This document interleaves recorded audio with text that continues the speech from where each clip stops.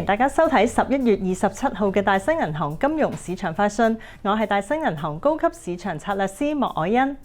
聯儲局官員對通脹前景仍然謹慎，美匯指數11月反覆回升至100關口。主要非美元貨幣11月普遍下跌，環球股市震盪導致市場承險意欲降溫，風險貨幣澳元及紐元相對落後。不過澳洲經濟基調保持正面，央行貨幣政策取態謹慎，或者會為澳元帶嚟支持。澳洲10月失業率回落，就業人數增幅多過預期，加上消費信心顯著回升，或者有條件俾澳洲央行維持利率不變。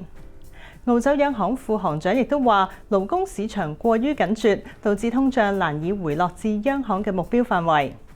澳洲通脹喺下半年有回升跡象，澳洲央行11月維持利率不變。行長布洛克暗示短期內唔太可能進一步放鬆貨幣政策，中短線有望支持澳元表現。澳元對美元中短線阻力位係今個月嘅高位0.658。